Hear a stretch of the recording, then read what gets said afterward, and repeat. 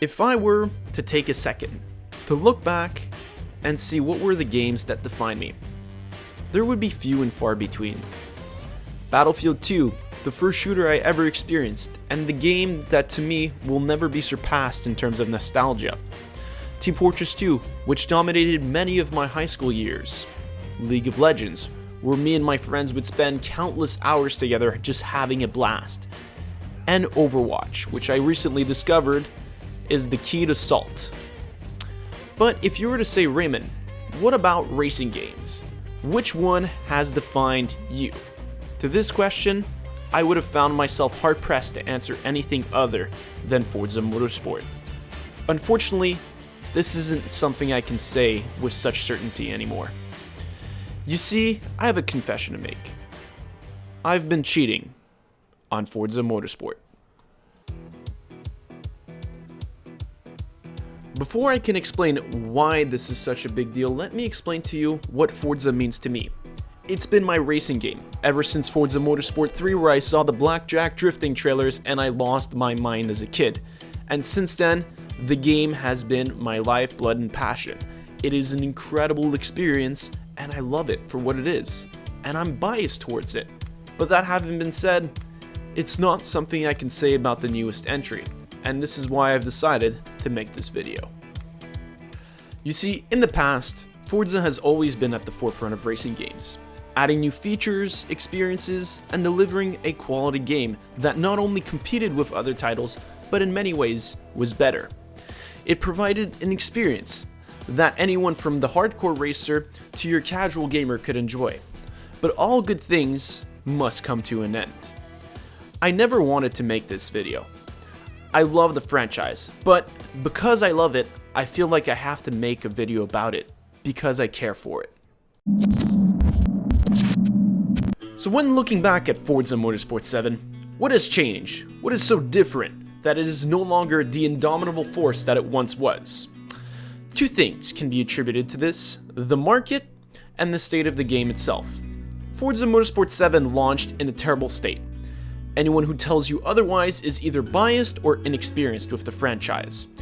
When discussing its shortcomings, there are three glaring flaws that make or break this game. The first flaw is quite simple. The game that was released was incomplete, which for an established franchise as Forza is unacceptable. The game that was released was not only lacking in the most basic features that previous entries had, but as well was riddled with bugs, inconsistency, and constant crashing. The multiplayer was a mess at its best. And let's not forget the fact that there were barely any game modes to play. Career was as boring and as repetitive as usual, if not less interesting than previous entries. This was the first strike. The second strike were the menus. I don't know who was in charge of making the decision to prioritize aesthetic over actual function and gameplay, but the menus in this game are genuinely frustrating. Even on Xbox One X, menus are laggy, frequently freeze, and when you're in an online lobby, it's basically a coin toss whether or not you're going to be able to get into your car before the start of the race. How can the user enjoy the experience that the game has to offer if the process of reaching that experience is so frustratingly slow, inconsistent, and broken? How this made it through the game design process, I don't know, but to me, this is another nail in the coffin. The third strike, for lack of better words, is just a general lack of improvement. While it's hard to innovate with a track-based simulation racing game, and I can understand why the developer hasn't done much, it doesn't prevent them from tackling the quality of life features that make the experience more enjoyable. The only discernible improvement I found in Forza Motorsport 7 are the graphics, the physics, and the car list, which are things that change with every single racing game, not only Forza. Everything else has either staggered or regressed, and when I refer to the quality of life features, I mean the simple things that make the experience more enjoyable for the player. Let me just list a few off the top of my head. The fact that you can't create an online lobby unless you have a friend in the lobby with you. The fact that whenever you change the settings in any lobby, it automatically changes it to C car class rating because for some reason that's what Forza wants. And for some reason, you have to purchase cars with homologation parts, or at least that's the default setting. Who's ever wanted that? I know I haven't. I could go on listing all these small features, but the point is that all of these accumulate to make the entire out-of-race experience for the player both unintuitive and frustrating. Oh, and if you're wondering why I haven't mentioned driver gear as an improvement, well, it's because it hasn't added anything to the game. You have to sacrifice credits, which are something that allow you to enjoy the game by purchasing more cars to get driver gear, which has no effect on the experience, and with regards to that, I just don't see the value in it. So the game itself isn't that great.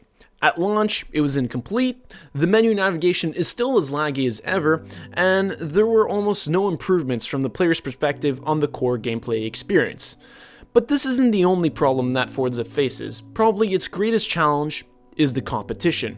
A few years ago, if you would have gone to choose a racing game to play, Forza Motorsport probably would have been your best and probably your only choice. But that doesn't apply to today. I can't find enough reasons to convince myself to keep playing Forza Motorsport because there are so many other games that do so many other things better than Forza Motorsport these days. Let me just list a few. You want a track experience with a wheel? Boom, Project Cars 2. You want to be able to race your cars in an off-road dirt environment or maybe in the snow or even on a frozen lake? Project Cars 2 does that too. Do you want a rally experience or basically any form of off-road racing? Boom, Dirt 4. Want an open world arcade experience with a fun and enjoyable campaign? Boom, there you have it. It's Need for Speed. What's that? You want a more realistic and challenging racing experience? Ever heard of GT Sport? Yeah, I have. It's a lot of fun. What's that? You're an F1 fan and you want an in-depth career management system with a racing experience? Oh, guess what? F1 2017. Oh, what? You want deep car customization system? Well, let me tell you about Need for Speed again, because that's what it has. The point I'm trying to make is not that I hate Forza. Far from it. I've always loved it, but it seems to be giving me less and less reasons to come back and play it. So what I want to let you off today is by asking you this question. Is Forza Motorsport still the game you want to play? Well guys, what did you think of today's video? I tried a bit of a new format and I think it turned out pretty good. I know there are things to improve and I know that there are things that I didn't do great, but I hope to do more of these in the future. Please let me know what you think of them in the comments below and whether or not you agree with what I've said. Also, that having been said, this took me quite a long time to make, so I would really appreciate it if you guys would share and follow me on social media.